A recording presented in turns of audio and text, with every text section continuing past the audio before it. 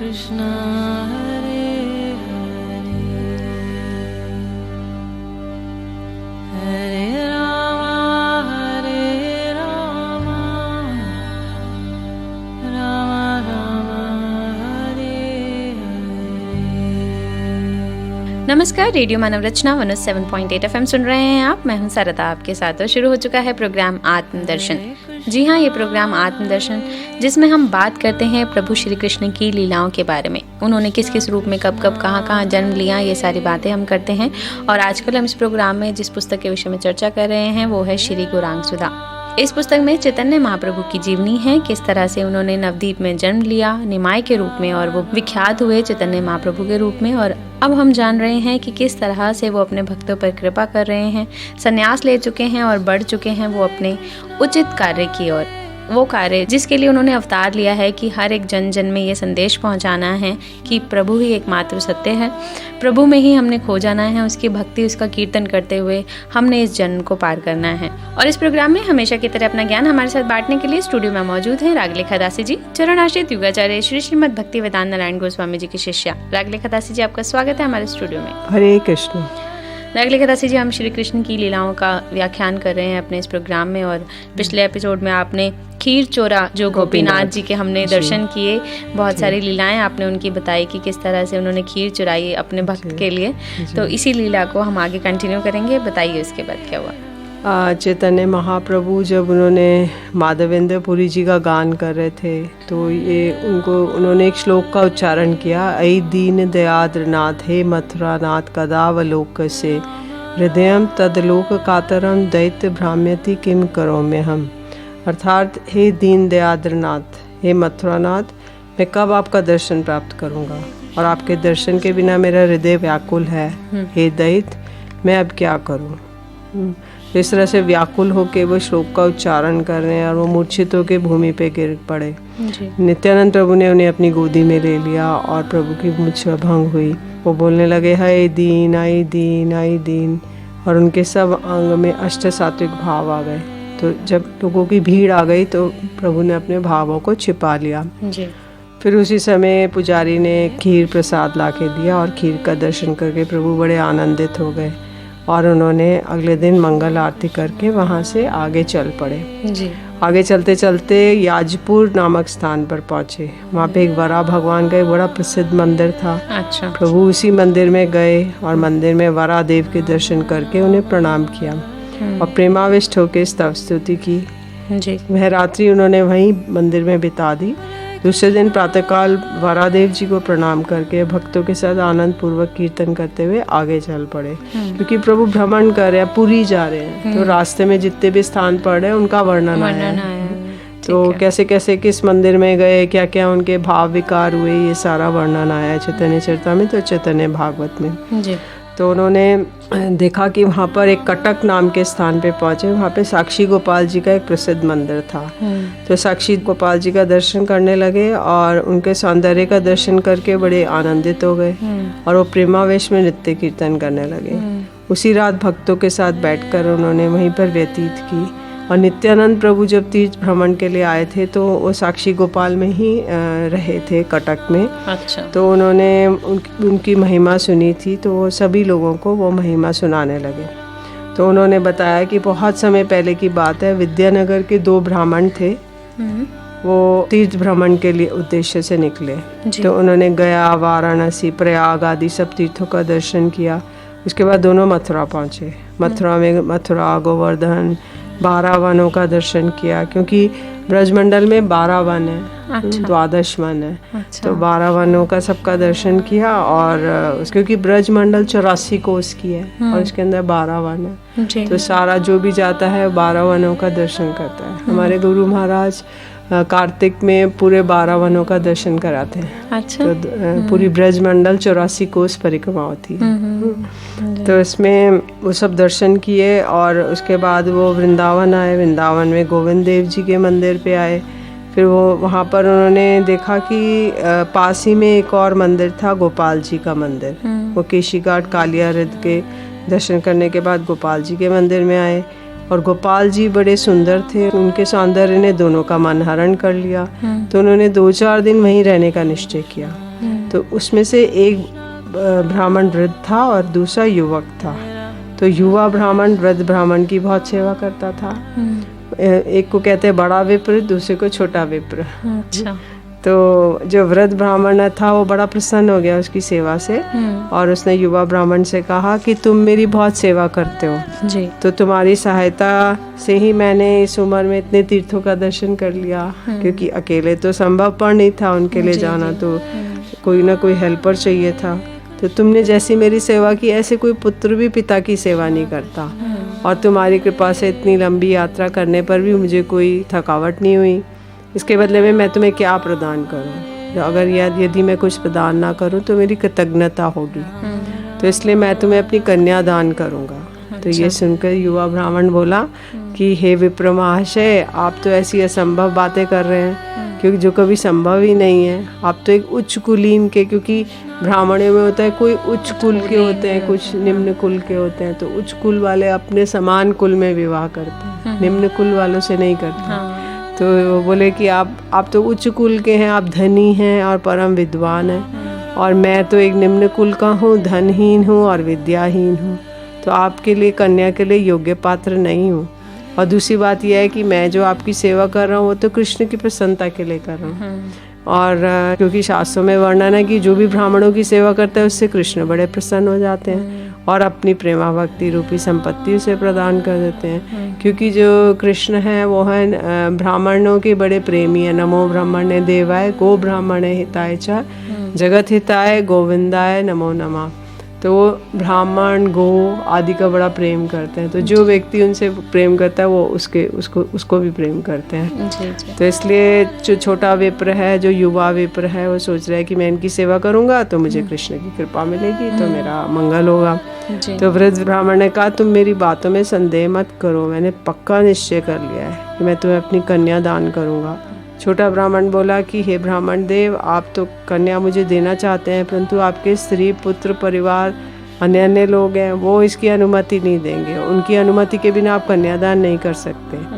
तो इसके उदाहरण तो रुक्मिणी के पिता भी हैं, वे अपनी कन्या का विवाह कृष्ण के साथ करना चाहते थे, परंतु पुत्र रुक्मी के विरोध के कारण वैसा ना कर सके। तो बड़ा विप्र बोला कन्या मेरा अपना धन है, मैं अपना धन किसी को भी दे सकता हूँ, इस विषय में मुझे रोकने का अधिकार किसी को नहीं है।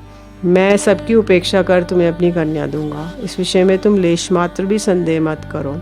छोटा ब्राह्मण बोला हे महाशय, यदि आप अपनी कन्या देना ही चाहते हैं तो गोपाल जी के निकट संकल्प कीजिए। तो बोला साक्षी रखिए, उनको संकल्प कीजिए कि आप मुझे देंगे। गोपाल जी के मंदिर के उधर ही रह रहे थे वो लोग।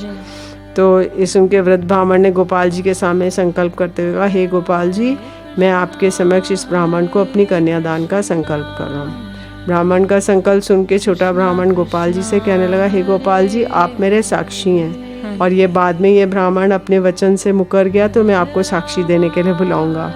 ऐसा कह के वे दोनों अपने घर विद्यानगर लौट आए। घर आकर वृद्ध ब्राह्मण सोचने लगा कि मैंने ब्राह्मण को जो वचन दिया वह कैसे सत्य होगा। मेरी स्त्री पुत्र इत्यादि तो वचन की बात बताते हुए भी वह डर रहा था। तो उसने एक दिन साहस करके परिवार के सब सदस्यों को एकत्रित किया और तीर्थ भ्रमण और अपने सारे वचन का वृतांत सुना दिया।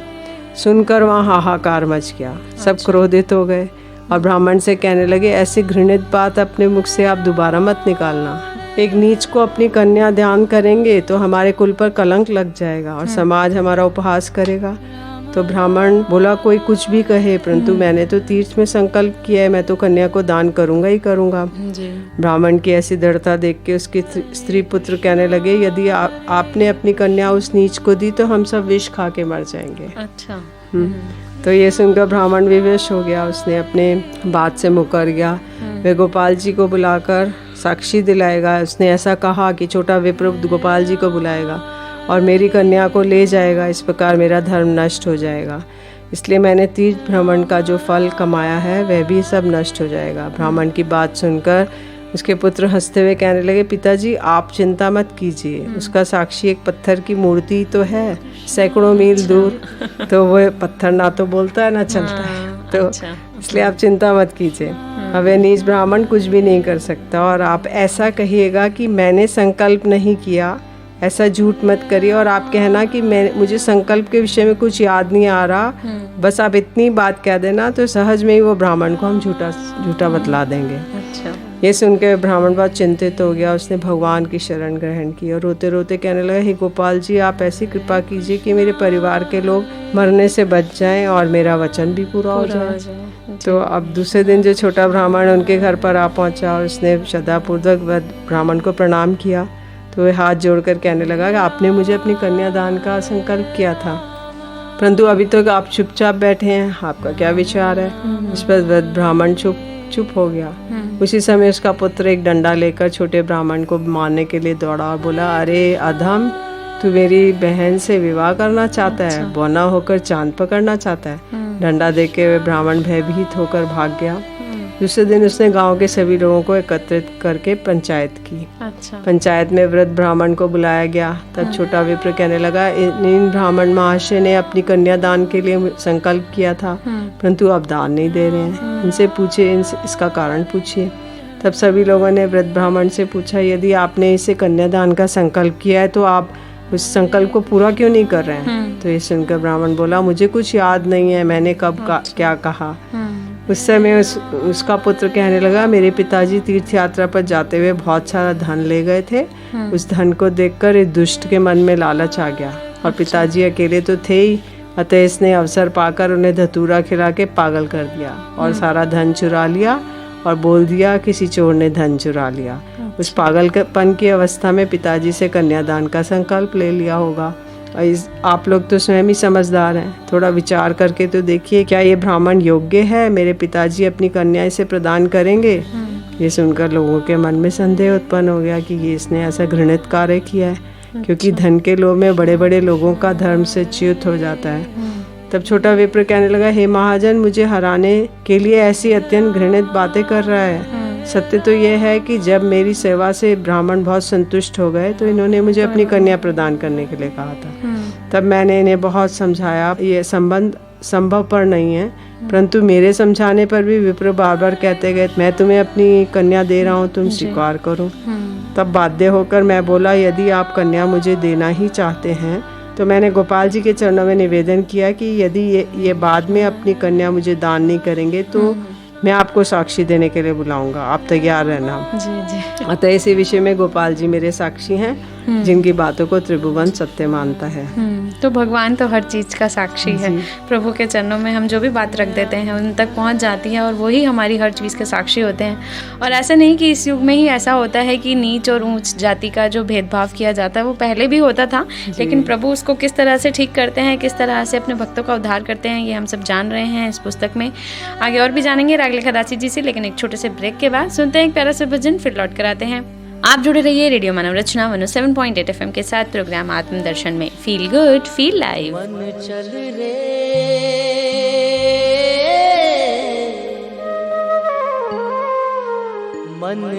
रे वृंदावन धाम, राते राते गाए।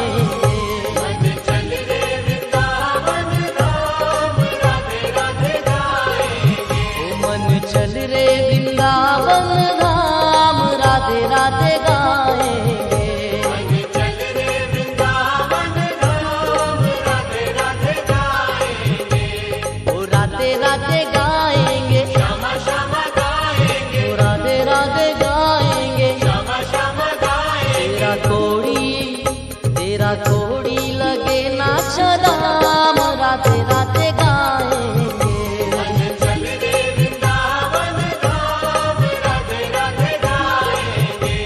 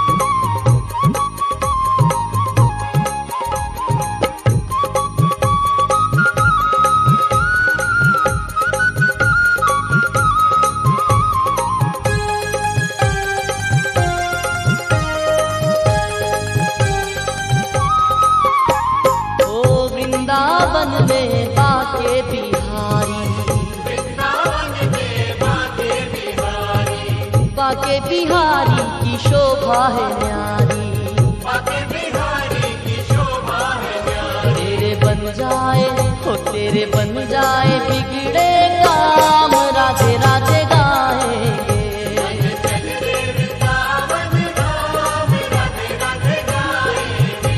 हो राधे राधे गाएंगे, राधे राधे गाएंगे। तेरा कोड़ी लगे नाच राम, राधे राधे गाएंगे।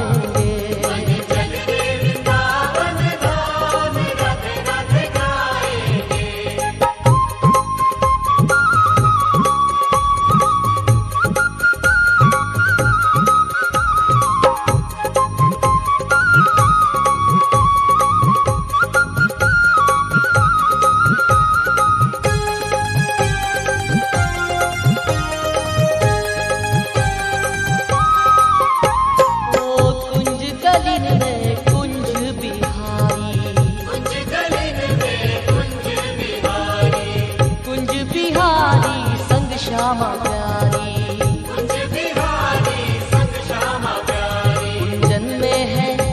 कुंजन में है उनका नाम, राधे राधे गाएंगे।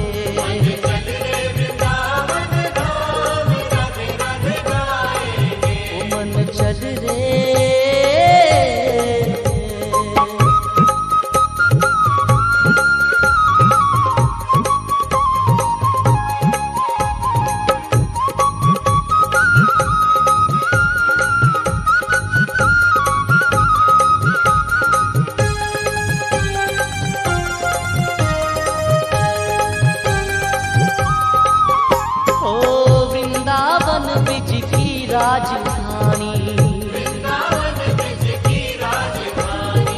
स्वामिनी है श्री राधे रानी।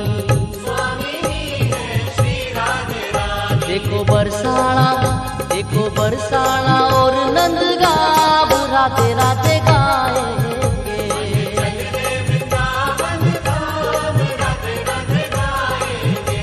वो राधे राधे गाएंगे, वो राधे राधे गाएंगे।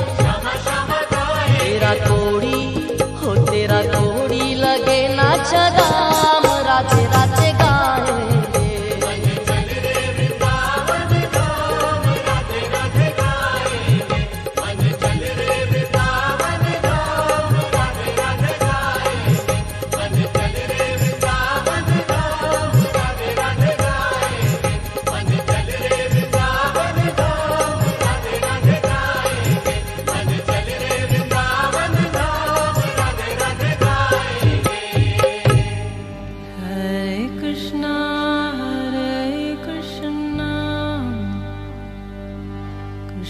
कृष्णा हरे हरे,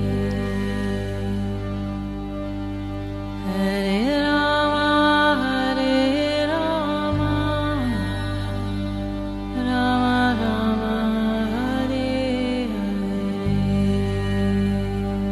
हरे। स्वागत है आप सभी का एक बार फिर रेडियो मानव रचना 107.8 FM पर। सरिता हूँ मैं आपके साथ। प्रोग्राम चल रहा है आत्मदर्शन और जान रहे हैं रागलिखा दासी जी से श्री कृष्ण के विषय में। श्री कृष्ण विषय तो नहीं कह सकते उसे, वो एक शक्ति है, एक आनंद है जिसे हमें समझना है। लेकिन उन्होंने जिस रूप में अवतार लिया और जो लीलाएं की वो हम जानते हैं इस प्रोग्राम आत्मदर्शन में। और आजकल हम बात कर रहे हैं श्री गुरु रामसुधा पुस्तक के विषय में। अभी रागलिखा दासी जी ने बताया कि किस तरह से वो ब्राह्मण जो है वो अपनी बात से मुकर गया और जो गोपाल साक्षी बने थे उस छोटे विप्र के, अब वो उनको पुकारता है कि प्रभु इन्होंने वचन दिया था कि अपनी कन्या मुझे देंगे, लेकिन अब वो अपनी बात से मुकर रहे हैं। तो अब प्रभु क्या करते हैं, किस तरह से वो छोटे विप्र का भला करते हैं, किस तरह से उसका कल्याण करते हैं। जी रागलिखा दासी जी। अब वृद्ध ब्राह्मण बोले कि यदि गोपाल जी स्वयं यहाँ आके साक्षी देंगे तो मैं अवश्य ही इन्हें अपनी कन्या दे दूंगा। अच्छा। तो उनका नास्तिक पुत्र बोला पिताजी ठीक कह रहे हैं। वास्तव में वृद्ध ब्राह्मण को पूर्ण विश्वास था कि कृष्ण परम दयालु है, वो आएंगे। और जो नास्तिक पुत्र सोच रहा था ये तो संभव ही नहीं है, एक पत्थर की मूर्ति कैसे साक्षी देगी, इसलिए दोनों राजी हो गए। तो अब उन्होंने, छोटा ब्राह्मण बोला अच्छा एक बार तो मैंने धोखा खा लिया, अब आप लोग एक पत्र लिखो और इस पे दोनों के हस्ताक्षर करो। ये सुनकर उपस्थित लोगों ने वृद्ध ब्राह्मण से एक पत्र लिखवाया और उस पर उसके हस्ताक्षर करवाए। ब्राह्मण कहने लगा हे सज्जनों, अब आप सुनिए, ये ब्राह्मण देव सत्यवादी और परम धर्म परायण है। ये अपने संकल्प से मुख छोड़ना नहीं चाहते हैं, परंतु अपने परिवार के लोगों की मृत्यु के भय से झूठ बोल रहे हैं। अतः इनकी प्रतिज्ञा को बचाने और इन्हें अधर्म से बचाने के लिए मैं गोपाल जी को 7 लाख के यहाँ पे साक्षी दिलाऊंगा। अच्छा। ऐसी बातें सुनकर कुछ नास्तिक लोग उसका उपहास करने लगे, परंतु कुछ भक्ति प्रवृत्ति के कहने लगे कृष्ण परम दयालु हैं, वे आ भी सकते हैं। इधर वृंदावन में वो छोटा विप्र गया, छोटा ब्राह्मण, और उसने गोपाल जी से कहा कि गोपाल जी आपने तो, मैंने आपको साक्षी रखा था, बड़े विप्र ने कहा था कि आप अपनी कन्या से विवाह करा देंगे, तो आप चलिए मेरे साथ और साक्षी देने के लिए चलिए। तो गोपाल जी कहने लगे कि मैं तो चलता नहीं हूँ, मूर्ति कहीं चलती है? तो बोलता है मूर्ति तो बात भी नहीं करती, तो आप कैसे कह रहे हैं कि चलता नहीं? आपको चलना पड़ेगा, आपको साक्षी देने के लिए चलना ही पड़ेगा। तो गोपाल जी ने कहा अच्छा ठीक है मैं चलता हूँ, तो तुम मेरे रास्ते के लिए खाने के लिए कुछ प्रबंध करो। अच्छा। तो बोले कि क्या करूँ? बोले तुम 1.25 मन वो लो, चावल लो, भात बनाओ और तुम आगे आगे चलोगे, मैं पीछे पीछे चलूँगा। अच्छा। तो बोलेगा मैं कैसे जानूँगा आप पीछे पीछे आ रहे हो? तो बोला मेरे पैरों की जो नूपुर है, पायल है, उसकी रुनझुन से तुम जानोगे कि मैं आ रहा हूँ।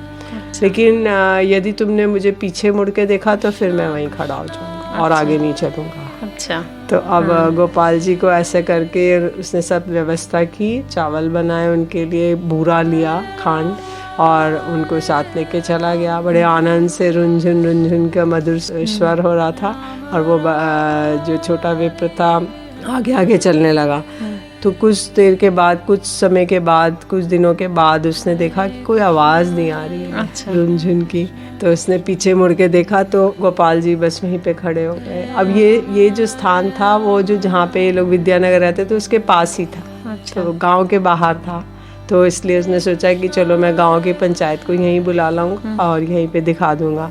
तो अब गोपाल जी वहीं खड़े हो गए। अब सारे गांव वाले आए, सारे राजा भी आया कि गोपाल जी हमारे नगर में आ गए हैं, सब लोग दर्शन के लिए आए। फिर गोपाल जी ने बोला कि हाँ इस विप्र ने, मैं साक्षी हूँ कि इस विप्र ने इनको संकल्प किया था कि मैं अपनी कन्या का विवाह करूँगा। तो फिर उसका पुत्र आदि सब लोग वो हो गए और सब जगह हल्ला मच गया कि ये मतलब गोपाल जी चल कर आए, इतनी दूर वृंदावन से यहाँ पर आए। तो बड़ा आनंद हुआ सबको। अच्छा। अब गोपाल जी का एक बड़ा भव्य मंदिर बनवाया गया और गोपाल जी को विराजमान किया गया, वहीं पर बनाया गया। ये साक्षी गोपाल के नाम से पुरी और भुवनेश्वर के बीच में एक स्थान है, साक्षी गोपाल। तो वहीं पर ये स्थापित किया गया। उनकी सेवा पूजा आरंभ की। बाद में राजा ने श्रीमती राधिका जी का एक विग्रह बनवा के वहाँ पे स्थापित कराया। अच्छा अच्छा। तो अब जो बहुत समय से विद्यानगर में ही ये साक्षी गोपाल की सेवा हो रही थी। उसके बाद उड़ीसा के एक राजा पुरुषोत्तम देव थे, उन्होंने विद्यानगर पर आक्रमण किया और उसे जीत लिया।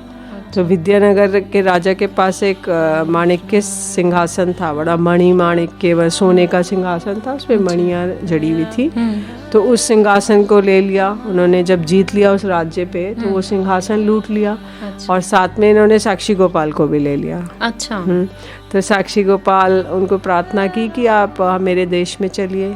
तो उनके भक्ति में वश होकर गोपाल जी ने उनकी प्रार्थना स्वीकार की। पुरुषोत्तम देव अब आनंद से गोपाल जी को और जो माणिक्य सोने का सिंहासन था उसको लेके अपने राज्य उत्कल में आ गए। और माणिक्य सिंहासन को उन्होंने जगन्नाथ जी को सौंप दिया और कटक में गोपाल जी के भव्य मंदिर बनाकर उनमें विराजित कर उनकी सेवा आरंभ की, जो अब है कटक में।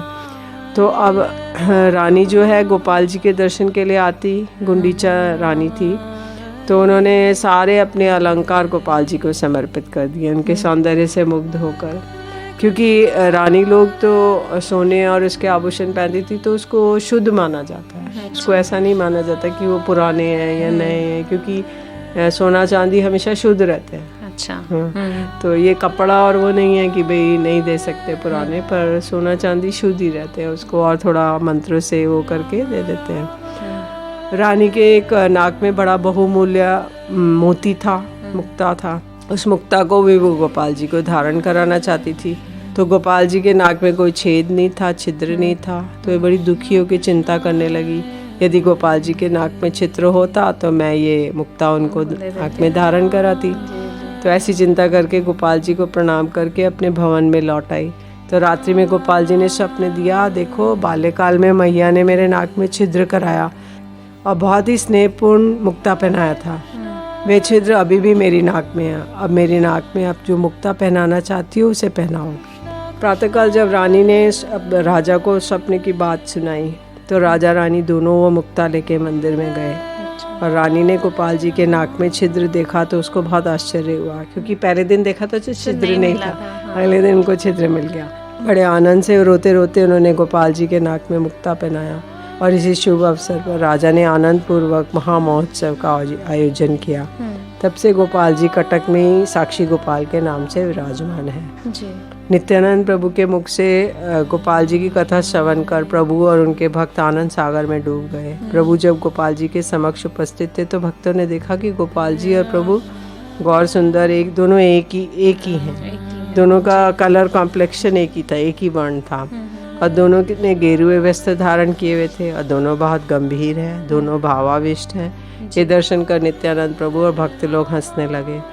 उस पर उन्होंने वहीं रात्रि आनंद पूर्वक व्यतीत की और प्रातःकाल मंगल आरती का दर्शन करके वे वहाँ से चल पड़े।